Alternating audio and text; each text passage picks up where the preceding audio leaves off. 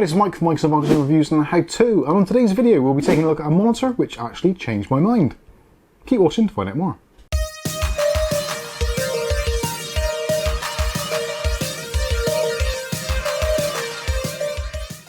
Okay, so in today's video we'll be taking a look at a fantastic monitor from AOC, which has kindly been sent to us free of charge for review purposes.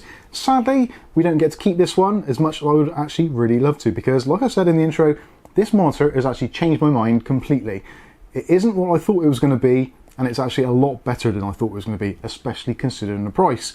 So this is the AOC C27G2ZU/BK. At the moment in the UK, you can get this on laptopsdirect.co.uk for a absolutely stunning price of £219.99, which I think is absolutely fantastic for a monitor of this specification. It's a 27-inch monitor. It is only 1080p. It's a VA panel, 240Hz, with a 0.5 millisecond response time. That is on MPRT, with a 1 millisecond response time otherwise unaided. 1080p, 27-inch. It doesn't really compute. You would think that at that sort of size you need 1440p, or even 4K for that matter. But actually, I was really surprised. And actually, my initial thoughts of this monitor when we started taking it out of the box, taking a look, I was thinking, 1080p, 27-inch, this isn't going to look great. But actually, as you can probably see from the footage now, and also from some of the cutaways we've already done, the footage looks absolutely phenomenal. It really, really does. And one thing which actually surprised me, I actually had to reread the specs just to make sure that it was what I thought it was. I could have swore this was an IPS panel. Looking at it, using it, playing games on it, internet browsing, and even some video editing, it just feels and looks like an IPS panel. Now the reason for this is because AOC have done a fantastic job with these screens.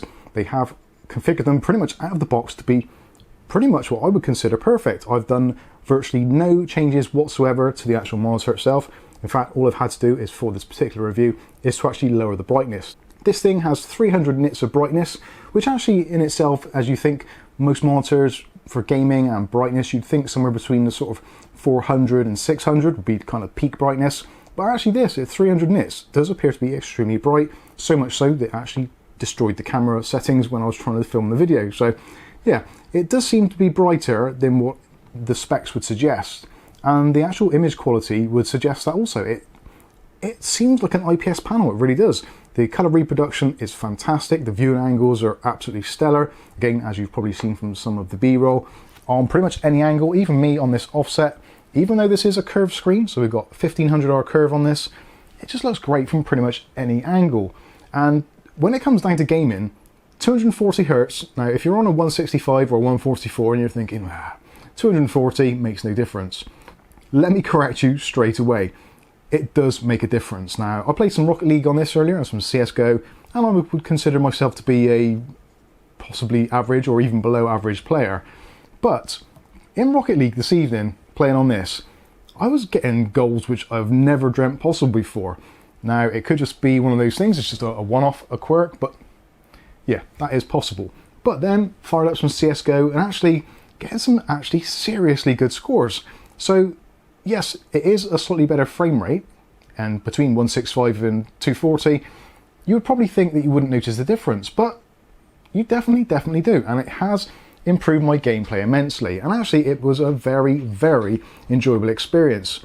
I did not miss the fact that it wasn't a 1440p or 4K screen, which I'm actually used to. My daily driver is a 32-inch 1440p screen, and again, the difference between 32-inch and 27-inch isn't a huge amount in the grand scheme of things.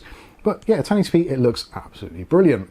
Now this thing actually also supports FreeSync Premium between the frequency response ranges of 48Hz up to 240, so depending on what graphics card you've got, it does cover an absolute massive wide gamut of potential outcomes from gaming. So if you're playing some AAA titles on a slightly older graphics card and you're hovering around that kind of 60 FPS, it's going to be absolutely great. If you're playing some esports titles and you're in and around that sort of 200 to 300 FPS, again, it's going to be absolutely fantastic, and it does look really, really good. Super buttery smooth. I would love to fault it, and I might well do as we go through the review. So other key features, so we've got three-sided frameless, so if you want to put three of these together to have a wraparound display, or just two of them on your desk, it's going to look absolutely great. The chin on the bottom is actually pretty stealthy as well, looks very nice. At the bottom, you've got the AOC logo, and obviously you've got your control buttons on the bottom there, which is something which I'm not a massive fan of, I'll be completely honest with you. The buttons are kind of hidden away. You can't really tell what they are, so you're fumbling around in the dark trying to find your settings. One of the settings, which actually you probably will fumble around for, is the one that goes in the middle of the screen, if I can find it. There we go. So it gives you the marksman dot in the middle. Now this is great for FPS games, especially in CSGO when you've got one of the rifles. You don't actually have to go into scope mode to work out where your bullet's going to go. It is absolutely a game changer. It really, really is. And if you want to remove it, just press the button again, and there you go, it's gone.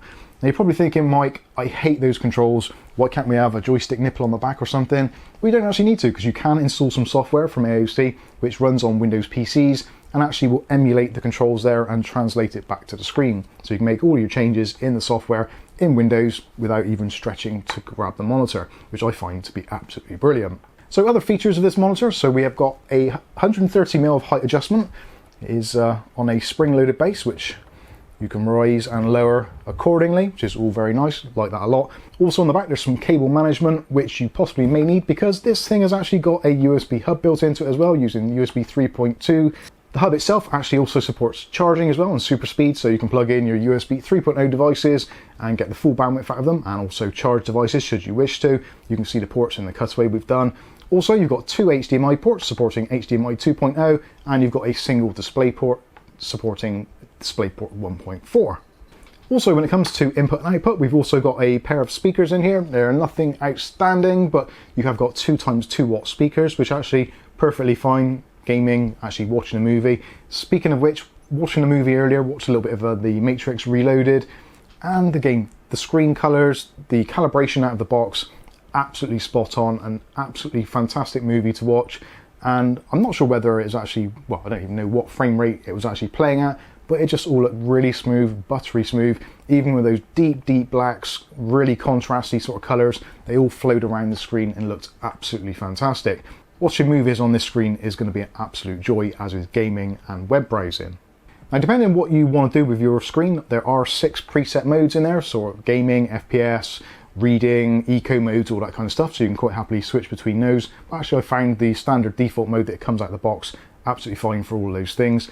One really nice thing which I found, which actually was surprising to me, is the fact that when you're scrolling in things like Discord or web browser, quite often on a lot of VA panels, especially ones which are slightly more budget orientated, you get that kind of blurring effect. So if you've got a dark thing on a lighter background, you get that kind of smudging effect.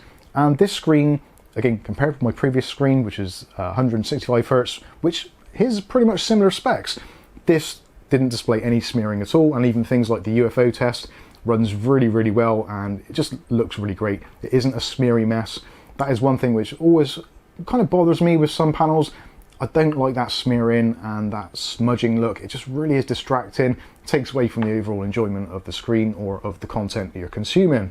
Also, another great feature is shadow control. So if you're playing something rather contrasty, or even watching a rather dark movie, boost up the shadow control and it will actually increase the detail which is available in shadows and separates the greys a little bit more, so you can get a little bit more viewing pleasure. And also, if you're playing games, and again, FPS games, that sort of stuff, you can actually see things in the shadows which you wouldn't normally see.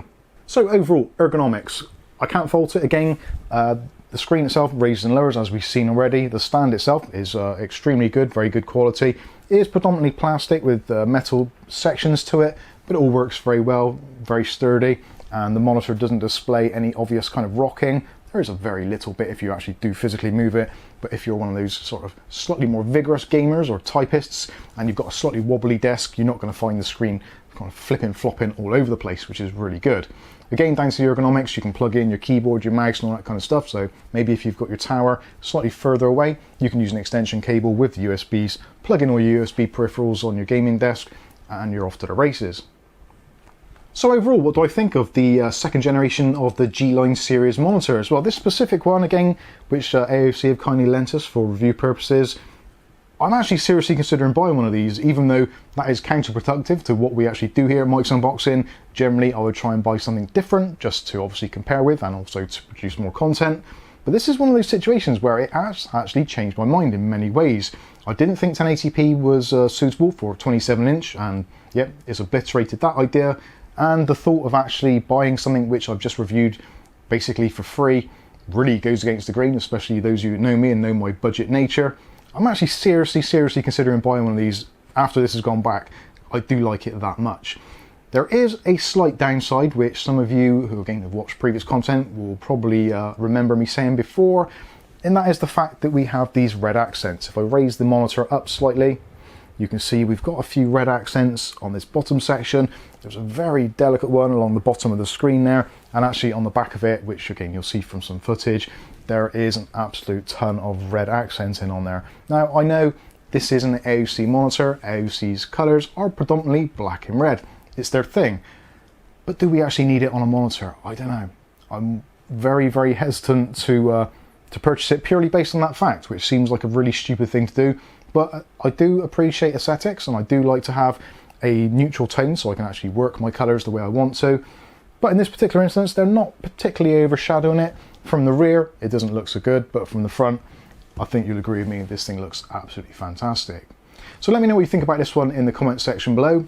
Would you buy a 1080p 27-inch monitor for gaming purposes? Obviously, you can use this for PC, ideally suited as well for PlayStation and Xbox consoles. So console gaming, sat a little bit further back with your joypad, this is going to give you a ton of fun. So again, let me know what you think about this one in the comment section below. But in the meantime, I've been Mike, this is Mike's Unboxing Reviews and How To, and hopefully we'll catch you in the very next video. Thanks for watching.